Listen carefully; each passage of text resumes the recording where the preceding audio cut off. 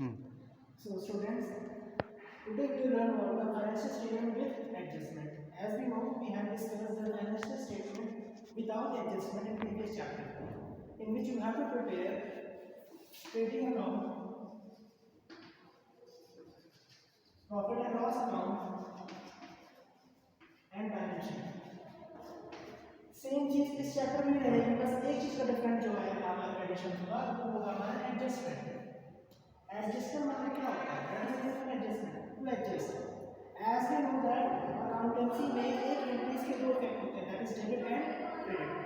इसी तरह से जब एडजस्टमेंट एंट्री पास करेंगे तो उसका दो इफेक्ट आएगा हमारे प्रॉफिट एंड लॉस में और बैलेंस शीट. जैसे हम मान लीजिए एक एग्जांपल लेते हैं प्रीपेड इंश्योरेंस. इसका मतलब ये हुआ कि वो इंश्योरेंस का पैसा जो हमने पहले से ही पेड करके रखा हुआ है, इंश्योरेंस का पैसा हमने पहले ही पेड करके रखा हुआ है, उसकी एडजस्टमेंट एंट्री हमको पास करनी है. उसकी एडजस्टमेंट एंट्री होगी prepaid insurance account debit to insurance account.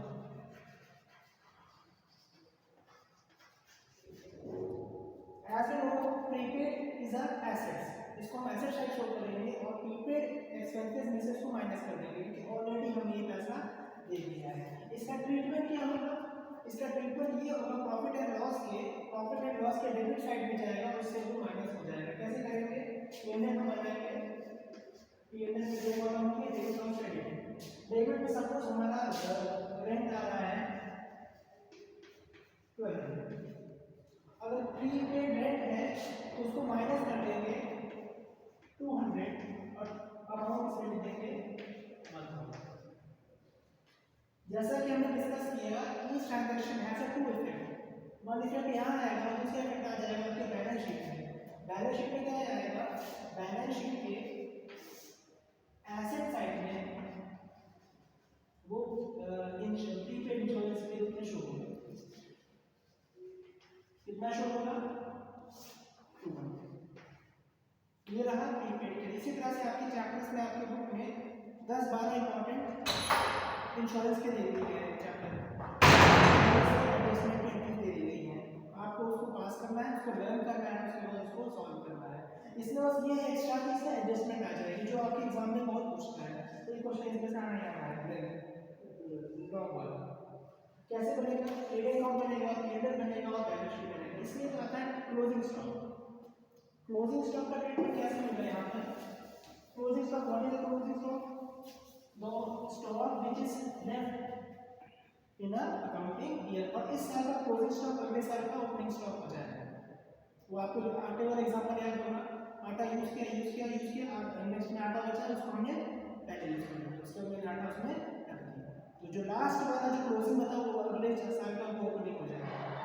ठीक है. तो क्लोजिंग स्टॉक हमारे एसेट से कम करेगा. इसका ट्रीटमेंट क्या है? ट्रेडिंग अकाउंट की क्रेडिट साइड में शो होगा और बैलेंस शीट में करंट एसेट में भी शो होगा.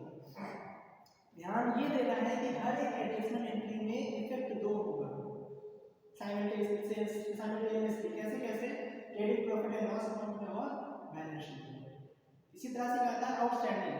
Outstanding means services are taken but not paid. मैंने रेंट यूज किया है लेकिन अभी तक पेमेंट नहीं किया है तो रेंट आपका क्या हो जाएगा? आउटस्टैंडिंग हो जाएगा. और आउटस्टैंडिंग और प्रीपेड में क्या डिफरेंस है? आउटस्टैंडिंग आपकी क्या हो जाएगी? लायबिलिटी हो जाएगी और प्रीपेड आपका क्या हो जाएगा? एसेट हो जाएगा. क्यों? क्योंकि we have to pay. Outstanding means we have to pay and prepaid means we have paid. ये हमने पहले से ही पे कर दिया, ये हमको अभी पे करना है, इस वजह से ये क्या है? हमारी लायबिलिटी है, ये हमारा एसेट है. इसका ट्रीटमेंट कैसे कर सकते हैं? आप इसको शॉर्ट नोट में भी दिखा सकते हैं. कैसे बनाएंगे?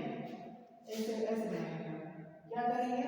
एक्सपेंसेस में इसको ऐड कर देंगे और बैलेंस शीट की लायबिलिटी साइड में शो कर देंगे. इस पे कैसे करेंगे? एक्सपेंसेस से लेस कर देंगे और बैलेंस शीट के एसेट साइड में इसको आप शो कर देंगे. कोई दिक्कत? ठीक. इसी तरह से आपने कही है एक्रूड है, अनएक्रूड है, क्लोजिंग स्टॉक है, प्रीपेड है, आउटस्टैंडिंग में बहुत सारे आपके पास एडजस्टमेंट एंट्रीज दी गई है जिसमें आपको सेपरेटली याद करना पड़ेगा and you have to solve the questions. Okay, तो ये आपका जो बेसिक ब्रीफिंग था मैंने कर दिया है, नेक्स्ट टाइम हम उसको आगे बढ़ा